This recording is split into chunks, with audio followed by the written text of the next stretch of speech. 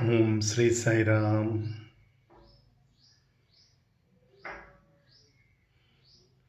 Love is the silent flower. Love is the child that plays. Love is the love of Sai. Love fill the world today.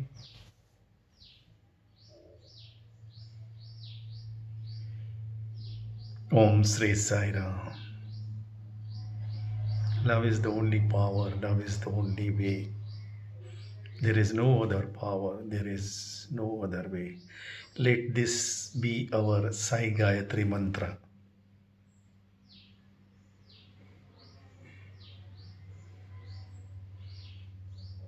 Think with love. If we cannot act and react with love initially, because it is little difficult, honestly speaking, to love everybody and react to every situation with love. At least we can think with love.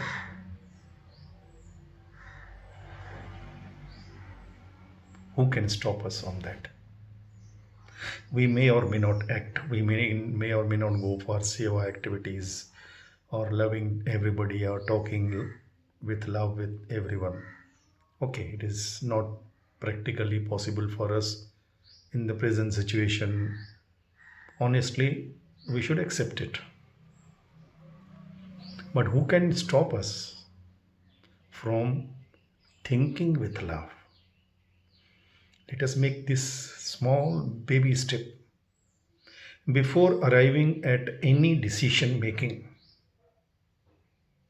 Small, big, good, bad, ugly, whatever.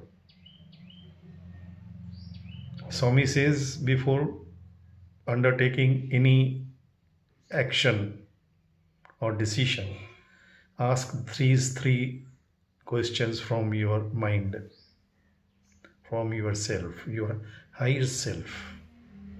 Swami wants us to get connected to our own highest self. Forget for a moment God or Swami or A Guru, B Guru, C Guru. Let it be your private affair. At least as we have our body self, mind self, intellectual self, do we not apply our brains? Because it is our brain. Do we not think from our minds? Because it is our mind. Do we not cater to the demands, good or bad, right or wrong, of our mindless senses and senseless mind? We do, honestly, knowingly. That time we forget all our scientific knowledge, rationality, logic, everything we forget. We indulge into most unscientific activities while indulging into all our so called modern habits and social norms, formalities, etiquettes, whatever. We know in our heart, everybody knows. But we do it out of courtesy, whatever name you may give it.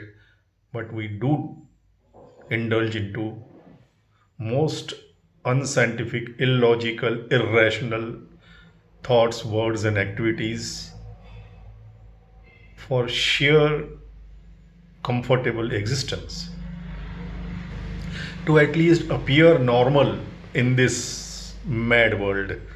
So we do all those madnesses, isn't it?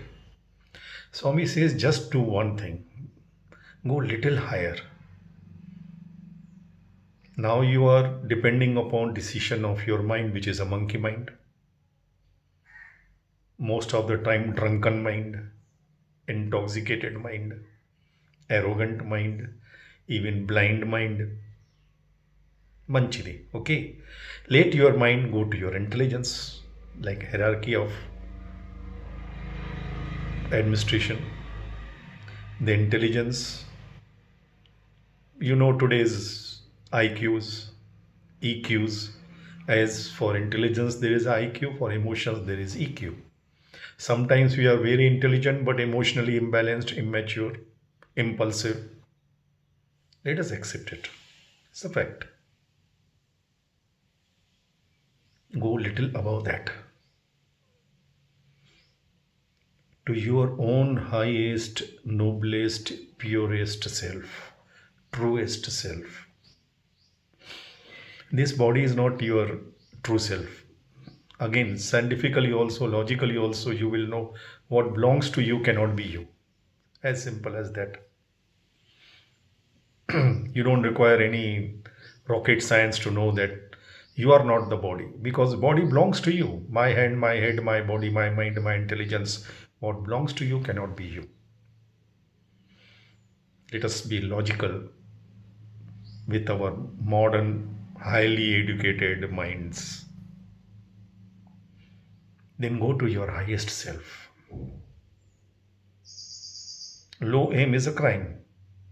Do we seek opinion of a peon or a clerk or a head clerk or a junior officer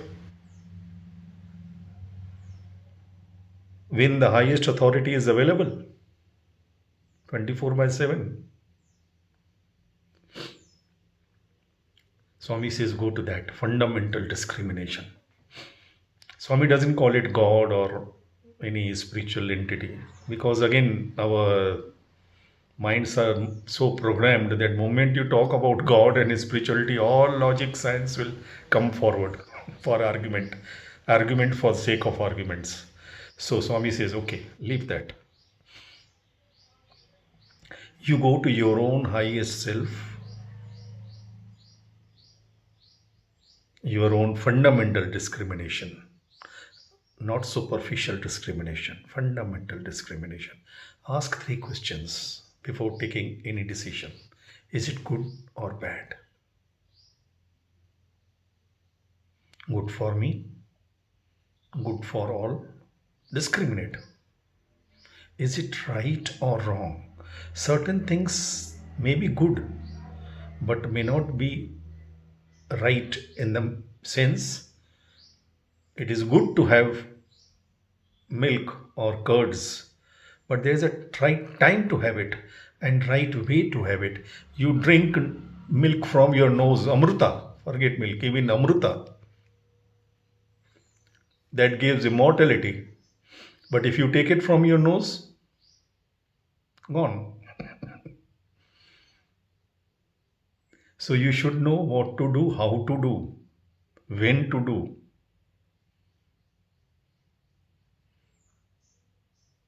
How much to do, how long to do, and when to undo, when to stop doing.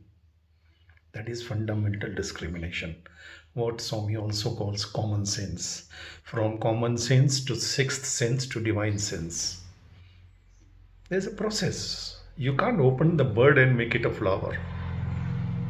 It has to blossom. It takes time. No issues. But be on the right track. If you take one step in the right direction, one step at a time, one day you will reach your destination. But if you take 100 steps in wrong direction, you will be going away from your destination. Simple, again, common sense. Is it good or bad, right or wrong? And the third one, the most necessary, essential component. Is it really necessary or unnecessary? Many times our so-called necessary desires are actually unnecessary. We buy certain things just because some discount is available. Some offer is there. Marketing strategy. We get even the most highly educated. That is how the business runs. They know how to make you impulsive and tap your that weakness. Buy one, get two free and all that. So is it really necessary or unnecessary? If it is necessary, if it is good, and if it is right time, right way, go ahead. Now, this who can object to? Fundamental discrimination. But that fundamental discrimination or common sense or sixth sense can come only on the enlightened mind. In darkness, you will not be able to find your own keys in your own cupboard, in your own drawer, where you have kept it yourself. In darkness, you'll stumble upon so many things to reach your keys. You may or may not be able to reach it. Isn't it? But in light, you will go straight away and go and get the keys. So we have to enlighten. And what enlightens our mind? What will enlighten our hearts? What will enlighten our intelligence? Unenlightened intelligence will do so much harm to society. Robbers and thieves, and we should not say, but even our top clever and cunning politicians, they are very highly intelligent. Ravana was intelligent. Who can deny him that title? One can say even he was one of the most intelligent persons ever born. We can give him that certificate. But still Valmiki calls him Murkudu. Swami himself calls him Murkudu because his intelligence was unenlightened intelligence.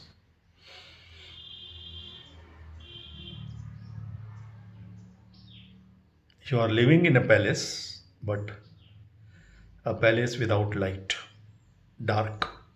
You are living in darkness. Every power is blind power. You are living in that blindness. You have to enlighten us. And love is the only power that can enlighten your heart, your mind, your soul, your intelligence. There is no other power, there is no other way.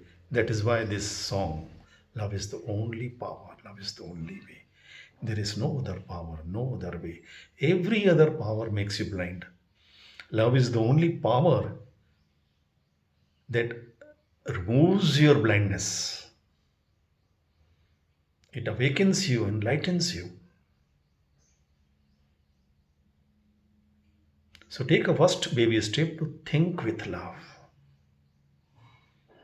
Try it. I have tried it. The moment you think with love, it will automatically and instantly bring smile on your face, even in most tense and stressed situations. Any person, any situation which is bothering you, think of that person, think of that situation in your mind. Don't tell anybody. Go to your room, close the door. Just think of that person. Even if you feel that he is or she is your enemy number one. And it is your mind game. Inside your mind, nobody is watching except you and your God. If you believe in God. But you are watching, nobody else. So play this game with your mind. Think with love. About that person whom you think is your opponent, competitor, enemy, or troublesome. Think about him or her with love. That will enlighten your mind about that person that no X-ray can do, no psychiatrist can do. Even that person would not know about himself or herself. You will know that person truly. You will understand that person truly. Try it. Think with love.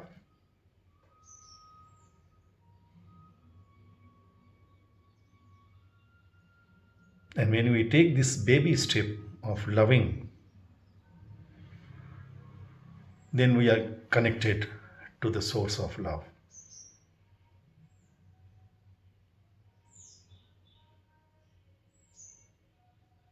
And the day will come, take it with His grace, that you will become generator of love. Like today in modern world, we depend so much upon electricity power. If the current goes off, we have to keep as a backup a generator, inverter, everything at our home, office, workplace, factories, everywhere, depending upon our immediate requirement. Today, the love is vanished from this earth. Why? Because of selfishness and self interest, even amongst closest relationships. Everybody has become, because our modern living, modern education has made, programmed our minds, competitive minds, calculating minds. You want to compete with your own brothers and sisters. You want to compete, husbands and wives, they compete. They feel J if one is achieving more than the other. Let us accept this fact. And when selfishness and self interest dominate human relationship, human society, human interaction, then love is God. Then God goes, where there is ego, I go, Swami says. Wherever there is ego, I go. Ego is selfishness, product of selfishness and self interest.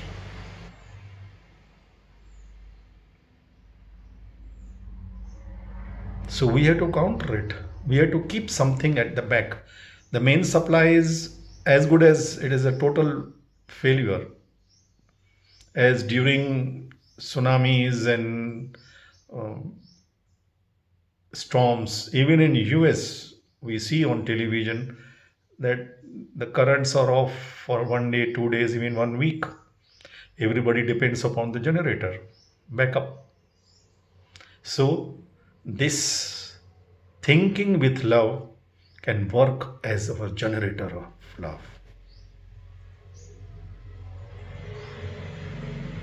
Thought is the greatest power. Even the atom bomb, highest hydrogen bomb or biggest bomb that you can imagine or think of, first it is made in your thought, in your mind. Then it is manifested in your scientific laboratories. Thought is the seed. So if you think with love, you are putting seed of love in your consciousness. At least we can do that much. One small seed of love, one small baby step. Any situation, any person troubling us, think about that situation. Maybe business situation, maybe personal relationship situation. Keep thinking about that person, that situation with love. Saturate the thought about that person, that situation with love. Saturate it. When a small dose does not work, as a doctor we know, then we give the highest dose. We go from small potency to the highest potency. We don't change the medicines if you are confident of the medicine. So if you have confidence in love of God, and again I request and mention, don't depend on our own love, your own love.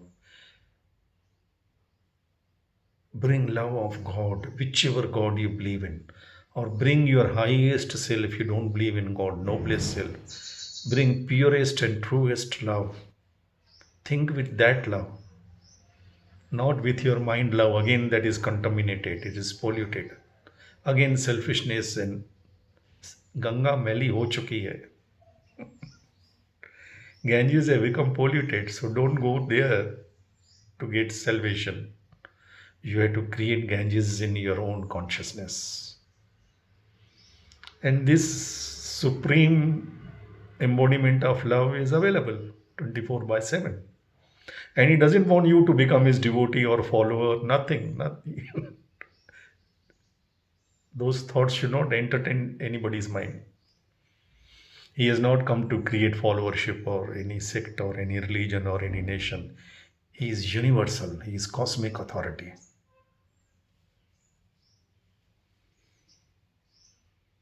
Anybody denying his powers or his existence is as foolish, as ridiculous as wave denying the ocean.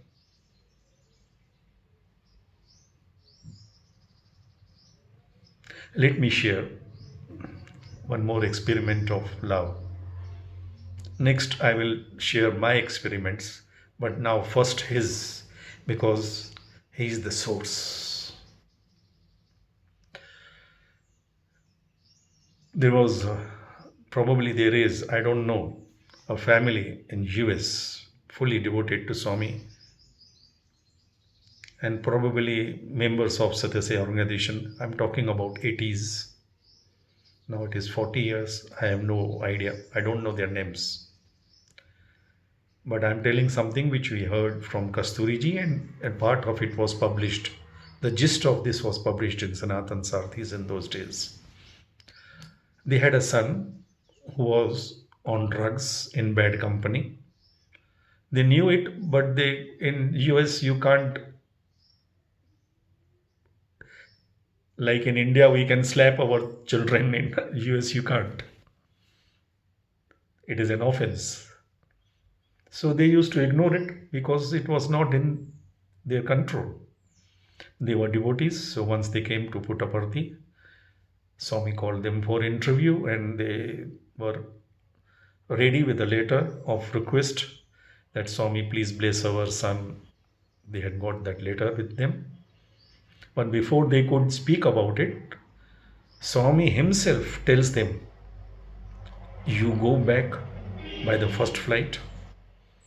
Your son is in trouble. Bring him here. I will take care. Go. That was the only thing in the interview. They were devotees, true devotees. They immediately obeyed Swami by the first available flight. They had come just few days back to be there with Swami for at least 15 days or so. Now, command of God. That too, Swami is telling them, your son is in trouble, you go. And bring him here.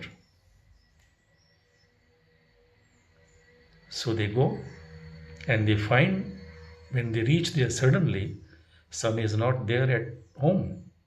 So they open their house with their keys, and they try to locate him.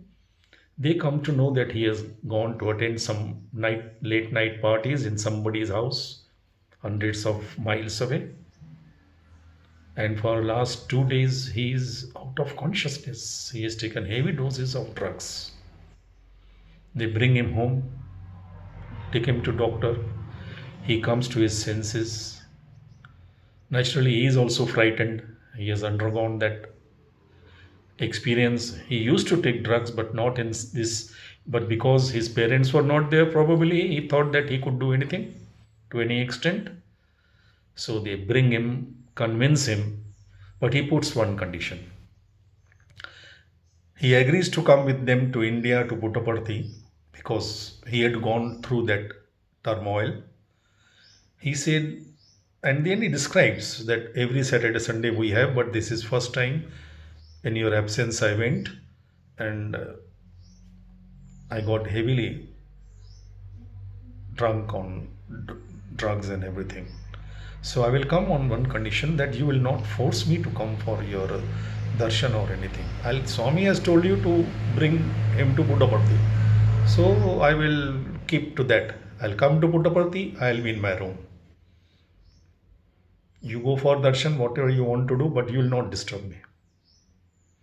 And of course, in ashram, I cannot take drugs. You should believe me on that. They said fine, because they were also convinced on this, because Swami told them, bring them to Puttaparthi. Bring him to Puttaparthi. And this was the condition. They got back to Puttaparthi. Of course, they got a room. They had a room. They were very long-term devotees, very noble family. They used to come for darshan. Swami knew. But this boy in the room, one day, he had brought all his music and this thing, and possibly he had brought some little drugs also. No idea. It is not mentioned anywhere. It is my assumption. But he was enjoying 1 day or 2 days inside the room, coming out only for food. He would never come for darshan. But after 1 or 2 days, he got bugged up sitting inside. So when his mother and father came back from bhajans and darshan, so he thought this is the right time to go out. Swami has gone back to his room. Everybody is walking around. So he came out to walk around. And he came out of the ashram, and suddenly everybody started running. Swami's car, Swami's car, Swami's car. In that crowd, that psychology, he also ran after the car, and he saw Swami in the car. And Swami did like this. And those of us who have experienced Swami's smile and Swami's, we know he got flat. But still he controlled himself not to get trapped by anything. He waited there till Swami's car came back. Again had a beautiful darshan. And again, wow, now he got interested. Evening when his parents left for darshan, silently he also came for darshan, but not inside those days Kulwant Hall and all, nothing was there. He went around and around until Swami comes out. He was giving rounds on the Jain side, East Prashanti building, left and right. And when Swami came out, in the car the darshan is from the glass, in the crowd is different. But when you have direct face-to-face darshan, even from outside the campus, wow. And from Swami is giving darshan, East Prashanti, crowd was very less those days. People used to stand, all the local shopkeepers, they will come, have darshan and go off like that. They will not come inside. So he was also standing there. Again, eye to eye contact. Swami looks at him and this. Now he goes mad. Next day he tells his parents, I want to come for darshan. They said, but you have to be properly dressed. And he said, okay, no problem. So he comes and sits for darshan. Swami comes around. This boy is sitting fifth, sixth row. He doesn't know what does this mean. Go. Then the volunteer guides him to interview room. When the parents see their son, they could not believe their eyes. Swami had not seen him as their son before. There was no photograph given to Swami on that. But Swami picks him up, means parents also have to come. So parents also follow. But Swami tells them, you go back. Swami takes him 1-to-1.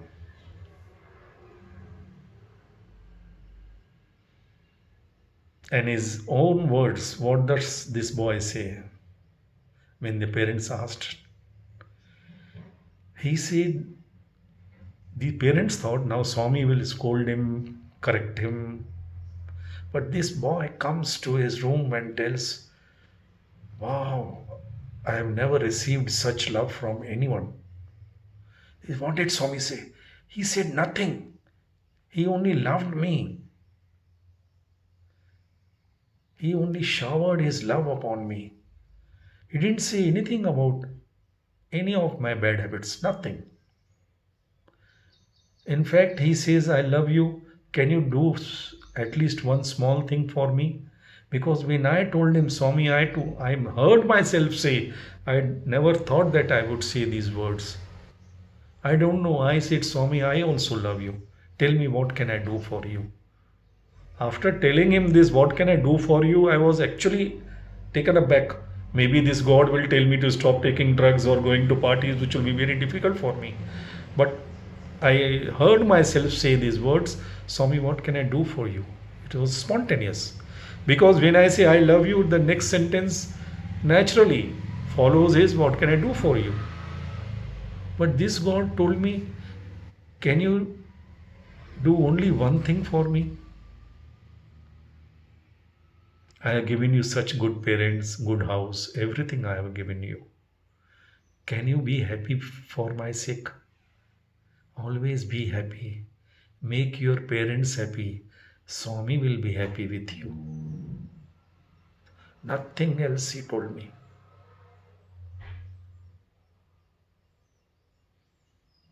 I want to stay here for a few more weeks. They had their return tickets, then they were busy people. This was a second trip in 1 week. So Swami gave them permission to go. Swami didn't give them interview again. They went back. And this boy lived in ashram for a few weeks. But after a few weeks, he has to come back. He came back, totally changed personality. But the old habits will not leave you so soon. That is why Swami says, tell me your company, I will tell you what you are. His friends started calling him because they were desperate to know where he is gone. They were inquiring from the parents where he is gone, where he is gone.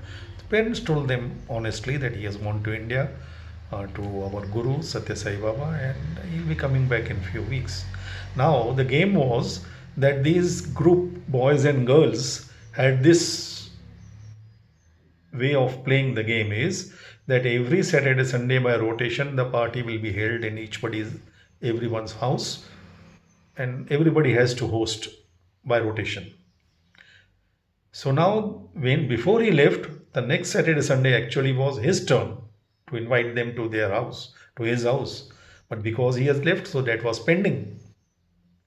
So when he came back, the boys and girls all came to know, he contacted, and then they said, we are coming to you on this Saturday. He could not refuse. He said, but one thing, you're most welcome. My parents, he asked his parents, my parents had no objection, you can come, but I will not join you in drinking and everything. I'll be with you, but you can't force me on that. They said, okay, that is your wish, but because you enjoyed our hospitality, so we have to enjoy your youth. They do like that. So they all boys and girls, they came to his house on Saturday night, and he was with them. He had to be there as a host. Now a person who has been on drugs for few years now, and suddenly after a few weeks he's where in ashram he was not having any drugs, so he's again back to that atmosphere in US, you can imagine. And all his friends with whom he has enjoyed so many dances and so many everything. How long can this young boy control himself? Even we elders cannot. He tried to control himself, tell his mind, no, Swami has not asked me, but I have promised in my mind, I will not do anything which will displease my God because I love him. Like that he was trying, but it was going out of his control. So he slipped from that room and went to his bedroom and locked himself. And he